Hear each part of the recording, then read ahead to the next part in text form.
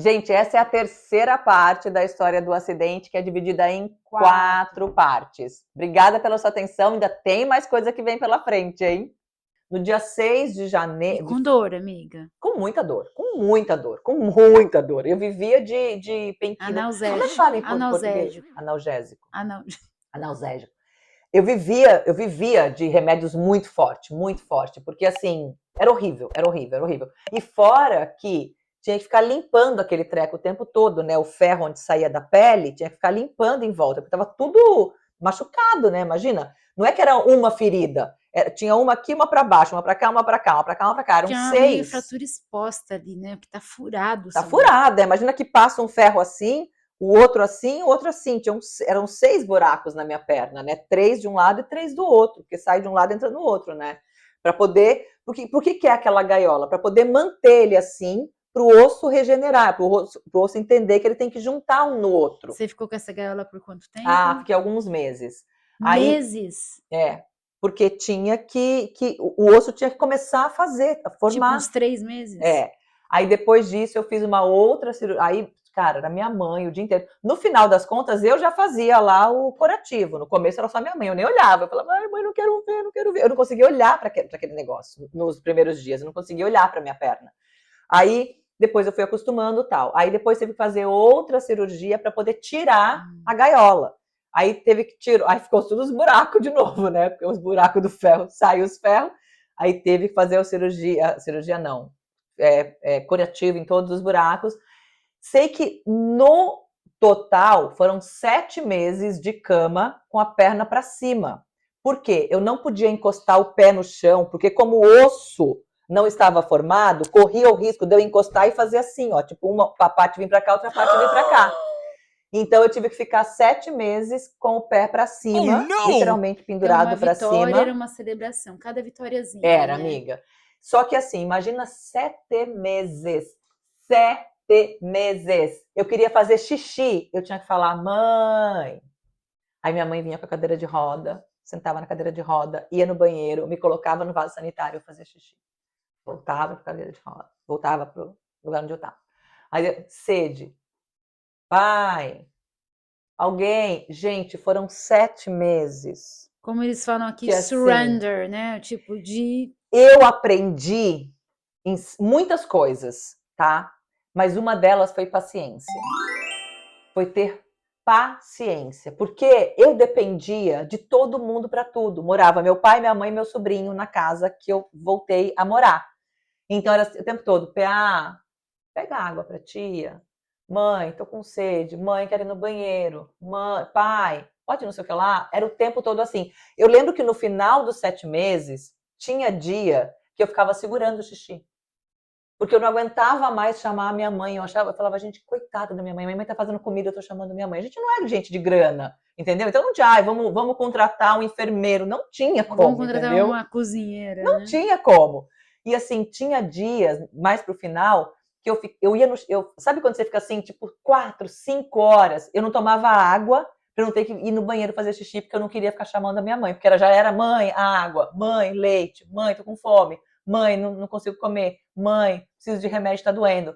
Que eu falava, não vou pedir mais o banheiro. Então eu ficava segurando e não tomava água. Então, assim, eu aprendi o que foi o limite da paciência, da tolerância, da paciência Meus e caros. outra coisa também, de não culpar ninguém, sabe? Assim, de não achar culpado. Em nenhum momento eu ficava assim, ai, aquele motoqueiro. Nada, em nenhum momento. Eu só pensava assim, Deus, me ajuda, só me faz andar de novo. Só me faz andar de novo. Só me dá o meu pé, minha perna de novo para eu andar. Era só o que eu pensava. Então, assim, o tempo que eu estava deitada ali, passava rezando. Literalmente, a minha fé, assim, ó, foi num lugar, assim, que eu jamais imaginei que eu teria. Porque eu só rezava e falava, por favor, me faz andar de novo. Porque eu vi tanta coisa naquele Hospital das Clínicas, eu vi tanta gente que não conseguiu voltar a andar, que não conseguiu voltar a ter a mão, que não. Tanta coisa eu vi, que eu só falava isso, por favor, se for do meu merecimento, me deixa voltar a andar, me deixa voltar a andar, que minha perna seja perfeita, que seja perfeita. Enfim, passados os meses, um dia estou na casa dos meus pais ainda, já tinha tirado a gaiola, estava com a perna para cima, não podia andar de muleta, nada ainda. Foram 7 meses sem pé encostar no chão. Toco o telefone, Meu pai sai lá do quarto, meio pálido. Falou, Paula, uma ligação para você. Eu falei, quem? Aí ele pegou e falou assim, não, mas não tá no telefone. Eu achei melhor que ele não falasse com você. Aí eu, quem, pai? Aí ele falou, Marcelo, eu lembro o nome do cara. Eu ia falar, não lembro o nome dele, eu lembro. Marcelo, Marcelo Ru. Ele falou, o menino que bateu em você no acidente. Eu, oi? O que ele quer? Meu pai falou, Paula, eu conversei com ele e falei que eu ia falar com você e pedi para ele ligar depois. Eu disse para ele, eu tô com o telefone dele aqui, mas eu disse que ia conversar com você. Ele quer pedir perdão para você. Aí eu assim, perdão do quê, pai? Por quê? Olha, é uma judiação. Agora vem a história dele.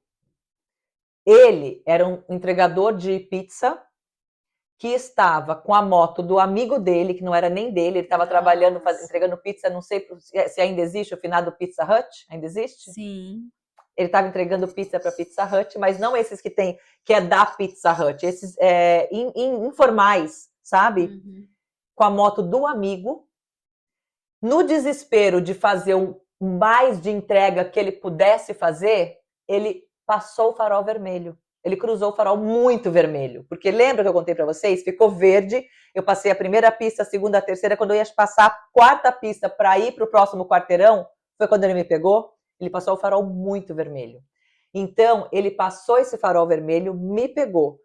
Lembra que eu contei para vocês que eu voei para cá e ele voou para cá? Uhum. Nessa que ele voou para cá, ele bateu num poste, ele voou da moto e bateu num poste, pá, e caiu no chão. E ele teve uma fratura exposta muito feia na perna. E foi parar naquele hospital muito ruim. feia na perna. E foi também parar naquele hospital.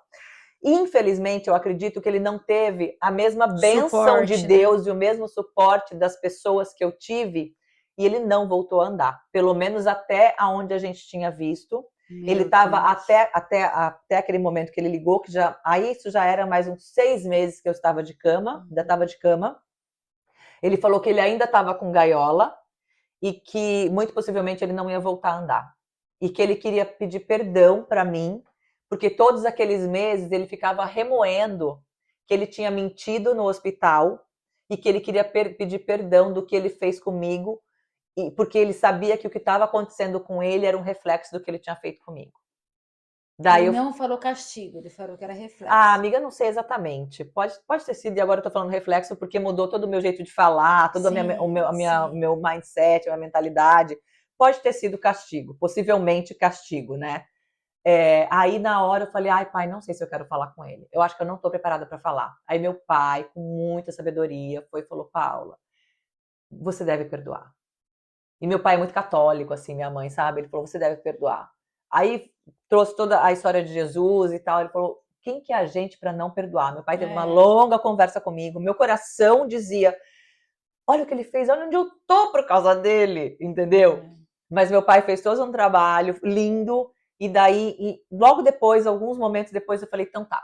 Então eu quero falar com ele. Aí meu pai ligou para ele e daí ele veio falar comigo. Foi muito lindo, assim, porque ele chorou o tempo todo. Ele chorou o tempo todo, ele só falava, eu quero te pedir perdão, eu contei pro seu pai o que aconteceu, eu quero te pedir perdão. Aí eu só falei para ele assim, Marcelo, fique em paz. Fique em paz, desejo para você tudo de bom. Eu não vou dizer que eu não senti raiva de você, eu senti muita raiva de você, mas meu pai acabou de me fazer enxergar que isso não vai me levar a nada. Mas eu não fiquei sentindo raiva de você esse período todo. Eu senti raiva no dia que aconteceu, no dia que você mentiu no hospital, e agora que você apareceu de novo, porque eu tinha esquecido de você, eu só pensava na minha recuperação, né? Aí eu perdoei. Não ficou na culpa, né?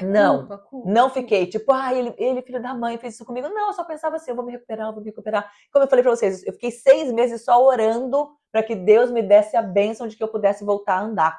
E daí, nesse dia eu falei isso pra ele, eu falei, olha, eu não tô com raiva de você. Eu fiquei agora porque eu lembrei, mas eu quero assim, que toda a luz que você tá trazendo, mandando para mim, pedindo perdão, que volta para você. Para que você volte a andar, para que você tenha uma boa recuperação. E daí foi isso. Daí a gente desligou, eu não falei mais com ele. E daí eu voltei a andar, comecei a fazer fisioterapia logo depois. E daí vem a parte que eu cheguei aqui.